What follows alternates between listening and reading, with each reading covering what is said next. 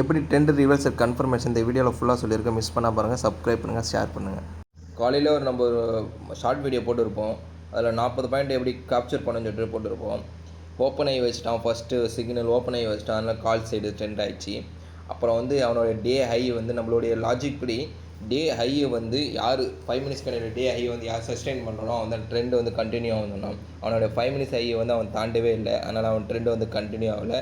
அங்கே ஒரு 5 மினிட்ஸ் கண்ட் high ரெசிஸ்டன்ஸாக react ஆச்சு, அதனால் அங்கேருந்து கீழே வந்தான். இப்போ அகெயின் புட்டு சைடு நம்மளுக்கு ஓப்பனுக்கு கீழே போயிட்டு ட்ரெண்ட் ரிவர்ஸ் ஆகிருக்கு. ட்ரெண்ட் ரிவர்சல் எப்படி ஆகும், கன்ஃபர்மேஷன் எப்படி எடுக்கலாம்னு சொல்லிட்டு நான் நிறைய வீடியோவில் சொல்லியிருக்கேன்.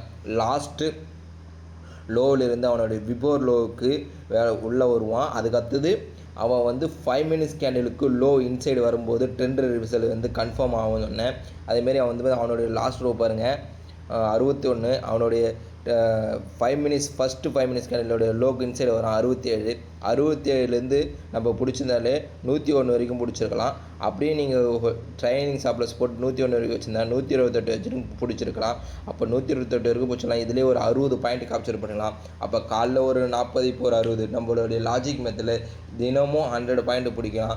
100 பாயிண்ட் பிடிக்கிறதானே ஈஸியான மெத்தடு தாங்க. யார் ஒரு 5 மினிட்ஸ் கேண்டில் லோ உடைக்கிறானோ அவங்க ஆப்போசிட் என்ட்ரி எடுத்துக்கலாம். இங்கே பாருங்கள், இவன் பாருங்கள் கரெக்டாக 10:05க்கு 5 மினிட்ஸ் கேண்டிலுக்கு இன்சைடு வரும். அப்போது கால் சைடு 5 மினிட்ஸ் கேண்டிலில் லோ உடச்சிருப்பான். அதை வாங்க பார்க்கலாம். இப்போ பாருங்கள், இந்த 5 மினிட்ஸ் கேண்டிலில் லோ உடைக்கிறானா பாருங்கள். நான் இங்கே பாருங்கள் எவ்வளோ கிளியர் கட்டாக உடைக்கிறான் பாருங்கள். இந்த இடத்த கிளியர் கட்டாக எப்படி மேட்ச் ஆகுது பாருங்கள். இதெல்லாம் நான் சொல்கிறேன்னா முன்னாடியே எல்லாமே பர்ஃபெக்டாக இந்த இடத்துல நீங்கள் என்ட்ரி போட்டிருந்தாலும், இந்த இடத்துல நீங்கள் என்ட்ரி போட்டிருந்தாலும் உங்களுக்கு பாருங்கள் அசால்ட்டாக ஒருத்தர் 5 மினிட்ஸ் கேண்டில் யார் லோ உடையங்களோ அவங்க ஆப்போசிட் என்ட்ரி. காலையிலேருந்து உங்களுக்கு பார்க்கும்போது 5 மினிட்ஸ் கேண்டில் லோ புட்டு தான் உடச்சிருந்தான், ஆனால் கால் சைடு என்ட்ரி ஆகிடுச்சிங்களா. இப்போ பாருங்கள் கால் சைடு 5 மினிட்ஸ் லோ உடைக்கிறான், உங்களுக்கு புட்டு சைடு என்ட்ரி ஆனது உங்களுக்கு பாருங்கள் எவ்வளோ பாயிண்ட் கேப்சர் ஆகிங்க. இதுதான் நம்ம லாஜிக் மெத்தடு, ஈஸியான மெத்தடுங்க.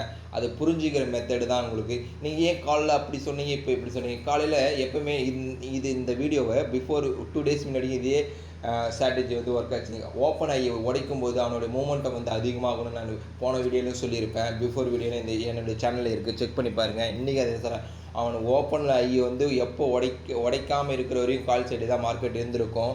அதனால் சினாரியோ மாறுது பாருங்க. அந்த சினாரியோ மாற்றத்தை நம்ம இந்த நம்மளுடைய லாஜிக் மெத்தடில் ஈஸியாக கண்டுபிடிக்கணுங்க. எல்லா இண்டிகேட்டர் அதையெல்லாம் போட்டு குழப்பவே தருங்க, ஈஸியாக மெத்தடில் கண்டுபிடிக்கலாங்க. சேனலை சப்ஸ்கிரைப் பண்ணுங்கள், லைக் பண்ணுங்கள், ஷேர் பண்ணுங்கள். உங்களுடைய ஃப்ரெண்டு லாஸ் ஆகிற ஃப்ரெண்டுக்கு இந்த சேனலை ஷேர் பண்ணி விடுங்க. அவங்க மீண்டும் ப்ராஃபிட் ஆகட்டும். மீண்டும் நான் சந்திக்கலாம் கைஸ்.